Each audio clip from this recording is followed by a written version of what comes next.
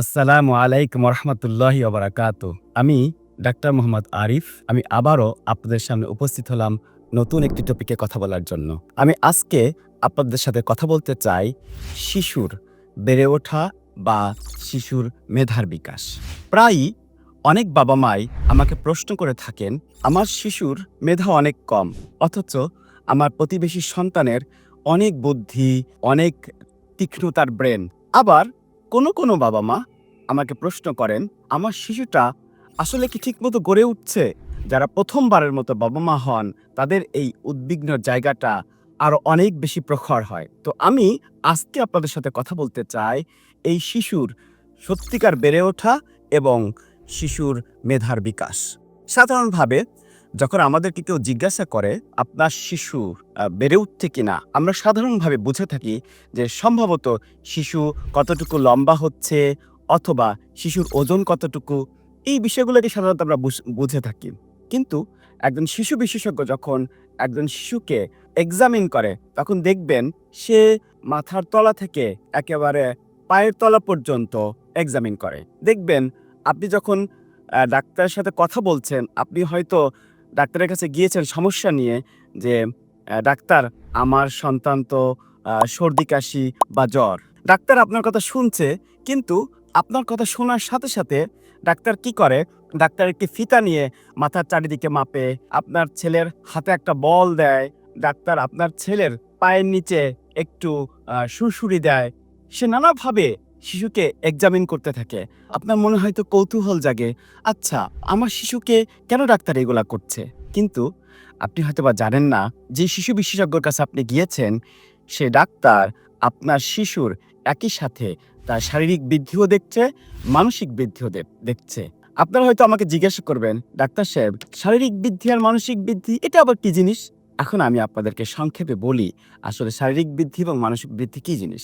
শারীরিক বৃদ্ধি হলো যখন একটি শিশু মায়ের পেট থেকে ভূমিষ্ঠ হয়েছে, তার ওজন হয় ২.৫ থেকে ৪ কেজির মধ্যে। এই যে শিশুটি জন্মগ্রহণ করলো, এই জন্মগ্রহণ করার সময় তার শরীরে ১ থেকে ২ ট্রিলিয়ন কোষ ছিল। যেই কোষগুলোর সমন্বয়েই বৃহৎ শিশুটি আপনি দেখতে পান, ২.৫ কেজি ৪ কেজির বাচ্চার। তার বয়সের বিভিন্ন পর্যায় যখন সে অতিক্রম করে, তার এই শরীর আস্তে আস্তে বড় হতে থাকে, সে লম্বা হতে থাকে, তার ওজন বাড়তে থাকে। এই যে সে লম্বা হচ্ছে, তার ওজন বাড়ছে, এই প্রক্রিয়াগুলো অনেকগুলো ধাপের মধ্য দিয়ে যায়। যে ধাপগুলাকে বলে আপনার মাইটোসিস, সেলুলার ডিফারেন্সিয়েশন, এই ধাপগুলাকে বলে আপনার হাইপারপ্লেশিয়া।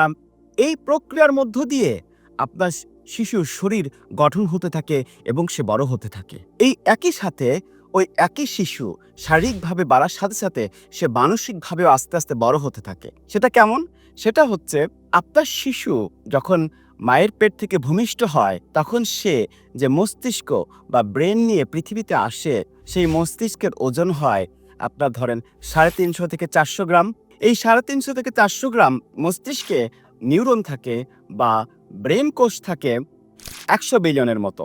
এই ১০০ বিলিয়ন কোষ যখন তার বয়স বাড়তে থাকে, সে আস্তে আস্তে একেবারে ছোট শিশু থেকে বড় শিশু, স্কুলে যায়, টিনেজারে পৌঁছায় এবং পূর্ণাঙ্গ মানুষে পৌঁছায়। তার এই ব্রেনের ভলিউম কিন্তু আস্তে আস্তে বাড়তে থাকে। কিন্তু তার এই যে ১০০ বিলিয়ন কোষ নিয়ে সে মায়ের পেট থেকে বের হলো, এই ১০০ বিলিয়ন কোষ কিন্তু আর বাড়ে না, বরং এই ১০০ বিলিয়ন কোষ বয়স বাড়ার সাথে কমে যায়। সেটা ৮০ বিলিয়ন বা ৯০ বিলিয়ন হয়ে যায়। তাহলে এখন হয়তো আপনারা আমাকে প্রশ্ন করবেন, আচ্ছা ডাক্তার সাহেব, আমার সন্তানের শরীর যখন বড় হচ্ছে, তখন তো তার কোষগুলো বাড়ছে, কিন্তু তার যখন বুদ্ধি বাড়ছে, বয়স বাড়ার সাথে তার নিউরনগুলো কেন কমে যাচ্ছে?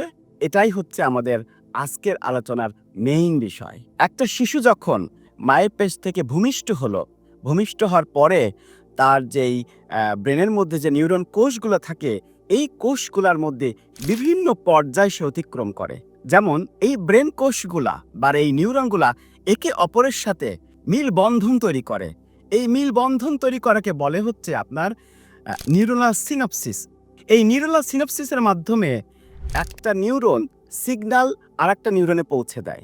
আবার এই নিউরনের মধ্যে আরেকটি প্রক্রিয়া ঘটে, যেটাকে আমরা বলি সাইন্যাপটিক প্রুনিং।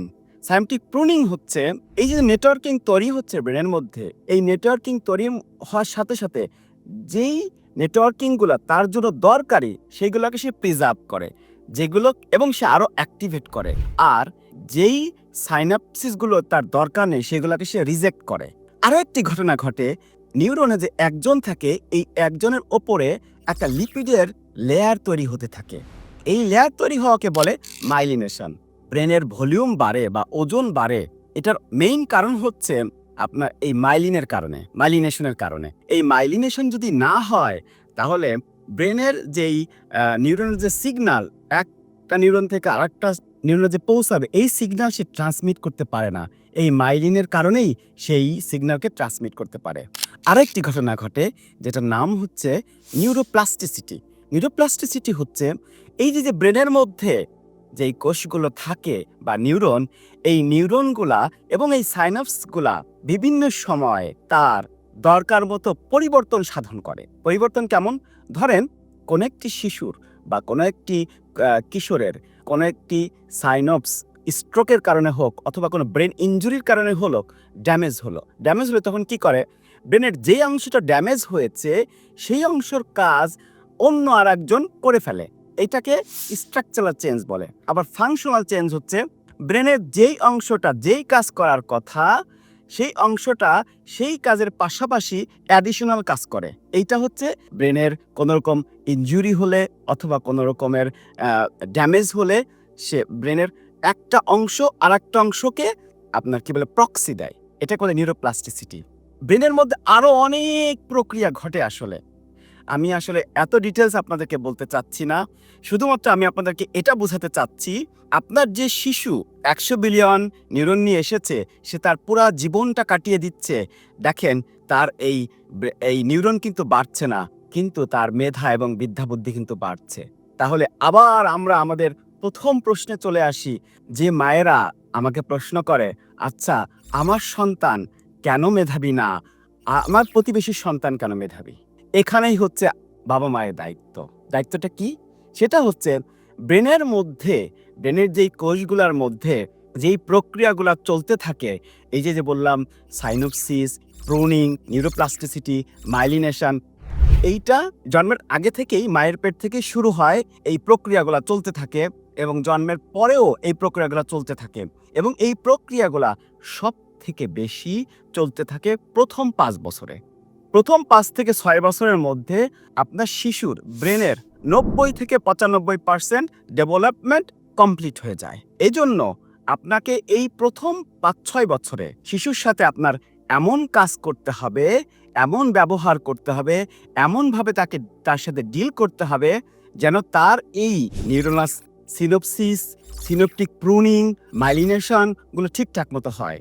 যদি এই প্রক্রিয়াগুলো ঠিকঠাক মতো চলতে থাকে তাহলেই আপনার সন্তান মেধাবী হয়ে উঠবে। এখন তাহলে আমি আপনাদেরকে কিছু উপদেশ দিব, যে উপদেশগুলো মেনে চললে আপনি আপনার সন্তানকে ব্রেনের প্রক্রিয়াগুলোকে স্টিমুলেটেড করতে পারবেন, আপনি এগিয়ে নিতে পারবেন এবং আপনার সন্তান মেধাবী হয়ে উঠবে। প্রথমে আসেন, শুরু করি মায়ের পেট থেকে।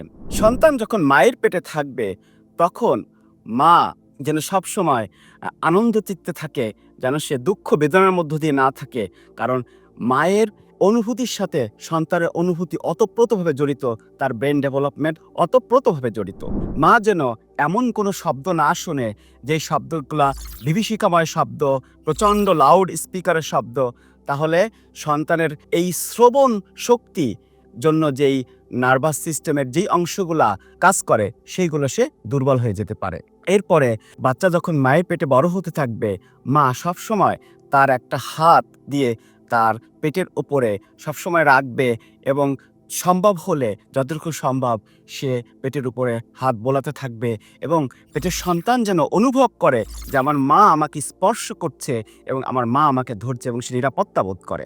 আবার সন্তান যখন ভূমিষ্ঠ হবে তখন একইভাবে সন্তানের সামনে এমন কোনো উৎকট শব্দ বা লাউড স্পিকারের শব্দ তার সামনে দেওয়া যাবে না। তারপরে হচ্ছে আপনার সন্তান যখন কথা বলা শিখেনি, কেবল হয়তো বা বা কা এরকম শব্দ করছে, তখন আপনি তার সাথে ভার্বাল স্টিমুলেশন দিতে থাকবেন। আপনি তার সাথে কথা বলতে থাকবেন। আপনি মনে করবেন যে আপনি আপনার সন্তানের সাথে কথা বলছেন, সে আপনার কথা বুঝছে, যদিও সে আপনার কথা বুঝে না। আবার একই সাথে আপনি আপনার স্পর্শ, এই স্পর্শ কিন্তু একজন সন্তানের জন্য তার এই নার্ভের ডেভেলপমেন্টের জন্য খুবই গুরুত্বপূর্ণ। যখন ছোট সন্তানকে আপনি বুকে জড়িয়ে ধরবেন, আপনি তাকে চুমু খাবেন, তখন আপনার এই স্পর্শ আপনার সন্তানের এই নার্ভ স্টিমুলেশনকে সহযোগিতা করবে।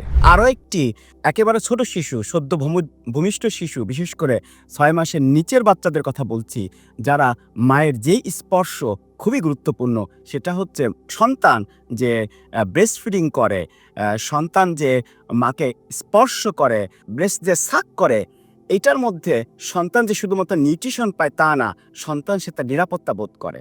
আপনারা হয়তোবা জানেন যে একটা সন্তান যখন মায়ের পেটে, মায়ের গর্ভে থাকে, যখন সে অ্যামনিওটিক ফ্লুইডের মধ্যে সাঁতার কাটে, তখন কিন্তু সেই অ্যামনিওটিক ফ্লুইড তার শরীরে প্রবেশ করে, সে কিন্তু খায়। এই অ্যামনিওটিক ফ্লুইডের গন্ধ কিন্তু সে মনে রাখে, এবং যখন সে মায়ের পেট থেকে বের হয়, বুকের সাথে মায়ের ব্রেস্ট যখন সে সাক করে, তখন মায়ের এই গন্ধ তাকে নিরাপত্তা দান করে এবং নিউরনাল ডেভেলপমেন্টে অনেক বড় ভূমিকা রাখে। সন্তান যখন আস্তে আস্তে বড় হচ্ছে, তখন সন্তানের এই বড় হওয়াকে মেধা এবং মননে, এই বড় হওয়া আপনার আচরণ এবং আপনার কার্যক্রম, আপনার কথা, আপনার ব্যবহার তাকে প্রচণ্ড রকম আন্দোলিত করে। উদাহরণস্বরূপ বলি, ধরুন একজন শিশু যার হচ্ছে কথা বলার কথা, ধরেন ১ বছর থেকে যখন সে বাবা মামা কথা বলতে শিখবে, একটা দুইটা শব্দ বলা শিখবে, যদি আপনি ওই শিশুর সাথে কথা বলা শুরু না করেন আগে থেকেই,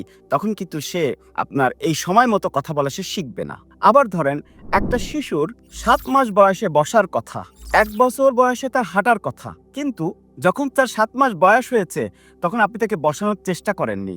আবার যখন সে হাঁটা শুরু করেছে ১ বছর বয়সে, তখন আপনি তাকে হাত ধরে হাঁটানো শুরু করেননি।